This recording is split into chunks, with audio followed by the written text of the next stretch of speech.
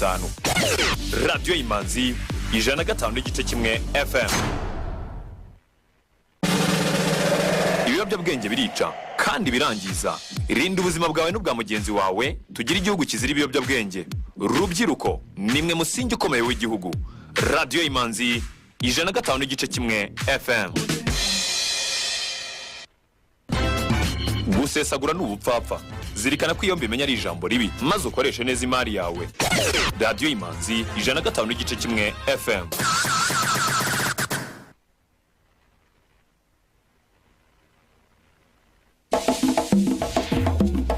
We got you updated. This is Radio Imanzi News in English.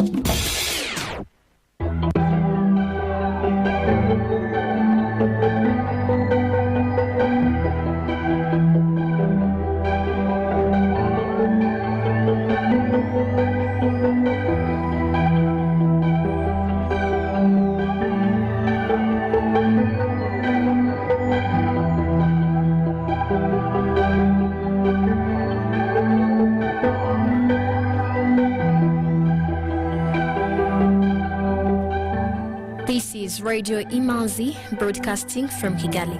Here is the news in English, brought to you by Fiona Umuganwa and Inchuti Sandra. The headlines. Kigali International Financial Center has launched its sustainable finance roadmap that will guide Rwanda to implement and pour investments in green and sustainable growth. Members of the East African Legislative Assembly are pushing for the establishment of a sustainable funding mechanism for the East African community.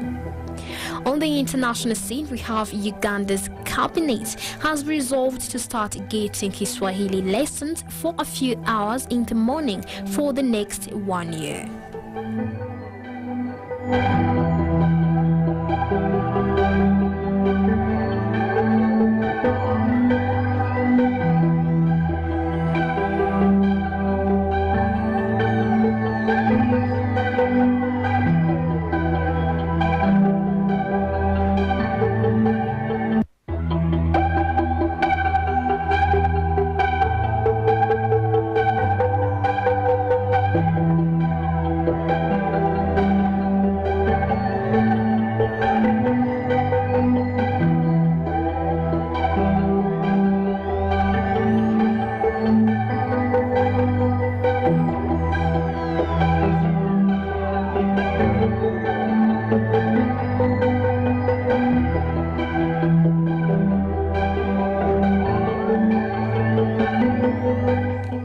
Welcome back. News in detail. The Kigali International Financial Center has launched its Sustainable Finance Roadmap that will guide Rwanda to implement and pour investments in green and sustainable growth. The roadmap, developed in partnership with the United Nations Development Programme and the government of Rwanda, was unveiled today in Kigali at an event officiated by the Minister of State in charge of National Treasury, Richard Tusabe. The roadmap from 2022 to 2019 is aiming at unlocking green finance and promoting Rwanda as a financial center and hub for a distance in Africa, and it is in two facets: scaling sustainable finance and making finance sustainable. According to the Financial Intelligence Center CEO, Nick Barije, Rwanda already has good leadership and political will to make this happen, but every investment decision made in projects should consider important issues to do with environmental, social, and governance. The UNDP Deputy Resident Representative Varsha Redka Palepu said the roadmap is a cornerstone of building a financial ecosystem that will unlock sustainable finance in Rwanda and its Vision 2050 that sets an ambitious path towards the transformation of the nation to an upper middle income status by 2035. Some members of the East African Legislative Assembly are pushing for the establishment of a sustainable funding mechanism for the East African community in order to address the current very limited financing of the bloc's activities, including deepening regional integration. The observations was made as the East Africa Legislative Assembly session opened in Kigali. They argued that the current situation where the East African community's budget has continued a downward trend despite the bloc's ambitions to deepen regional integration and economic prosperity is a paradox. The East African community's budget is in the current fiscal year 2022-2023 is almost 30% less than that it was allocated 8 years ago. This regional bloc was allocated $130 million in the fiscal year 2013-2014, a budget envelope that underwent cuts to reach only $91.5 million in 2022-2023, according to data from the community. MP Paul Mwasam Samali said the solution is for the East African community partner states to come up with a sustainable funding mechanism where, for example, a particular percentage of money is deducted, say, from particular taxes on imports or exports, so that such money is remitted directly to the East African community other than the money coming from the budget of the East African community partner states.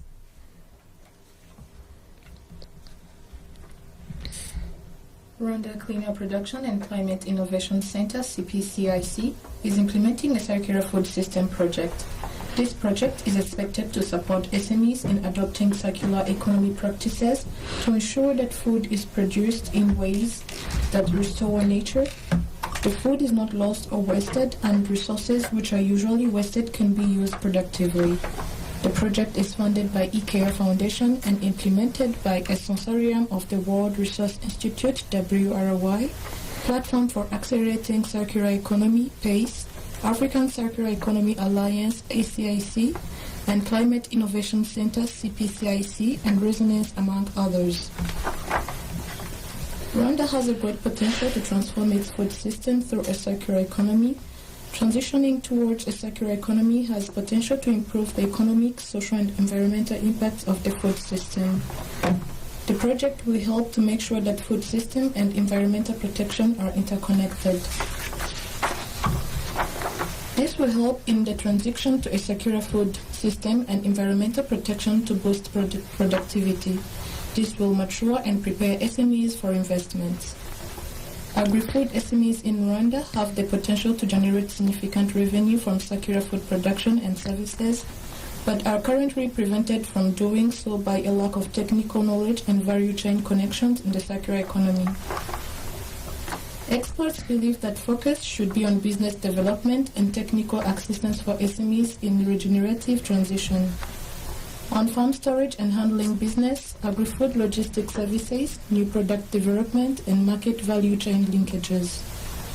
This project seeks to create synergies with stakeholders implementing similar initiatives in Rwanda and in the region to ensure the project remains relevant and has significant impact while duplication of efforts. The National Public Prosecution Authority has received case files penning IPRC Kigali campus's principal Diogene Murindahabi and 11 other subjects who have also been arrested today on charges related to the misuse of public funds. The alleged crimes resulted in a 2-week temporary closure of the campus premises amid investigations, according to a statement released by the Education Ministry. The counts they are being accused of include the use of forged documents, embezzlement, and theft. Upon conviction on the charge of embezzlement, a person faces imprisonment between 7 years to 10 years and a fine that is 3 to 5 times of the embezzlement amount. On the charge of forgery of documents, a person is liable to an imprisonment term of more than 7, but not more than 10 years, and a fine between 2 million Rwandan francs and 3 million Rwandan francs. On the crime of theft, a person is liable to the imprisonment of it for a term of a year to 2 years and a fine between 1 million Rwandan francs and 2 million Rwandan francs. The Ministry of Education, however, has allayed fears over the interruption of school programs that has happened as a result of the temporary closure of the campus, saying that once the investigation is concluded, they will ensure that students catch up with the period lost during the 2 weeks. Germany has given Rwanda a financing grant worth 98.1 million euros, approximately 103 billion Rwandan francs, for funding medium enterprises, SMEs, and supporting the local pharmaceutical manufacturing sector in the next 2 years. The development comes as part of the celebrations to mark 60 years of cooperation, according to the Ministry of Finance and Economic Planning. The funding is purely grant, and 39.5 million euros will cover climate change mitigation, according to the officials from the German embassy. It will also support activities to improve waste management and circular economy. In terms of supporting SMEs, the funding will be used to strengthen the provision of vocational education and training for young people and women. As part of this, the countries signed 2 agreements worth 29 million euros of German financial cooperation for the TVT sector, which will be used to stipends to increase access to education as well as for school investments and infrastructure and equipment of TVT schools. Israel Ndagijimana, the Minister of Finance and Economic Planning, praised the outcomes of intergovernmental negotiations that happens this week between Rwanda and Germany, saying they are a clear indication of growing partnership between the 2 countries. Germany will also support local pharmaceutical manufacturing, including vaccine production, as a priority area for cooperation between the 2 countries in the next 2 years. The European country is providing substantial support with regard to training qualified personnel and lending support to the Rwanda Foods and Drugs Authority, RFDA, as a contribution to making access to high-quality, affordable health care to the continent.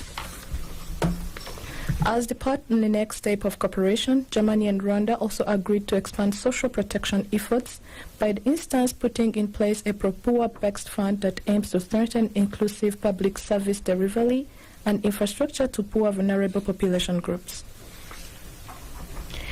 Employees of the Bank of Kigali and Agahozo Shalom Youth Village hiked Mount Karisimbi, Rwanda's tallest mountain, at 4,507 meters in a bid to raise funds for educating vulnerable children. The Karisimbi hike was part of a 2-day fundraising campaign in which 62 million Rwandan francs was raised and will be used to sponsor the education for over 500 vulnerable children at Agahozo Shalom Youth Village. Natalie Mpaka, Chief Finance Officer at Bank of Kigali, said with this contribution, more students are given a chance to go to school and, more importantly, the hope for a brighter future. Economic news is a regular feature on Radio Imanzi.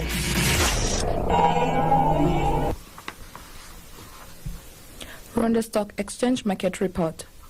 The trading session recorded a total turnover of 1,010,460 worth of bonds traded in 2 deals on the fixed income market, while the equities market remained quiet.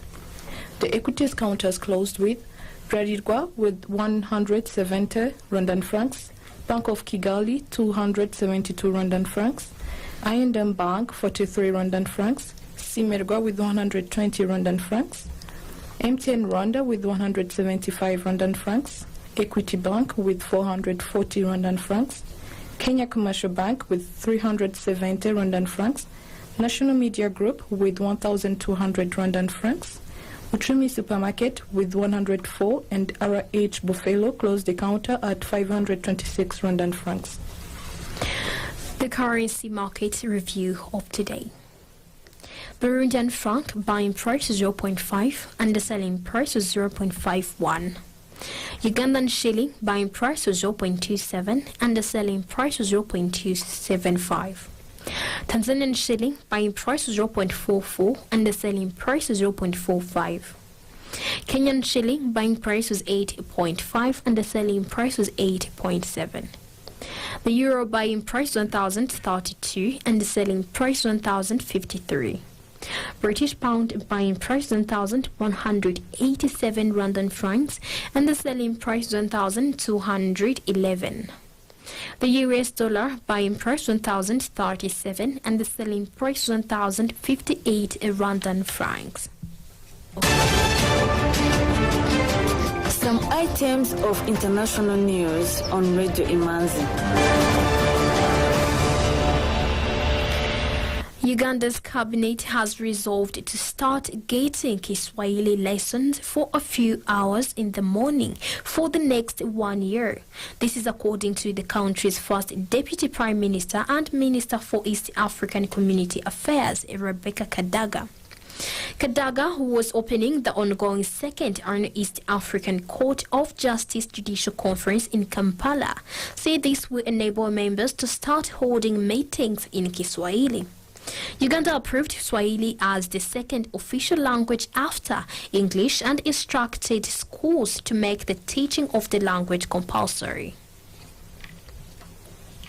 Somalia President Hassan Sheikh Mohamud wants the East African Community Secretariat to speed up the consideration of his country's application to join the regional bloc. The president said Somalia's wait to join the community has been a delayed dream for the people and his government, and urged the East African Community Secretary General Peter Matuki, who is on a visit to Mogadishu, to expedite the process of admission so that his country can be the 8th member of the East African Community. President Mohamud said his country was working tirelessly to remove all security challenges with the support of some of the East African Community member states. Britain's new Prime Minister Rishi Sunak today delayed the announcement of a plan to repair the country's public finances until November 17th, 2.5 weeks later than originally planned. Finance Minister Jeremy Hunt announced the move in a televised statement, saying it was prudent to delay the plan to ensure it took into account the latest economic forecast. The plan is expected to set out how the government will plug a budget shortfall of as much as £40 billion. Britain's credibility in financial markets was shaken last month when former Prime Minister Liz Truss announced a string of unfunded tax cuts, triggering a bond market rout to severe. The Bank of England had to intervene, and Truss was forced into a U-turn and eventually resigned. With that, we come to the end of tonight's edition.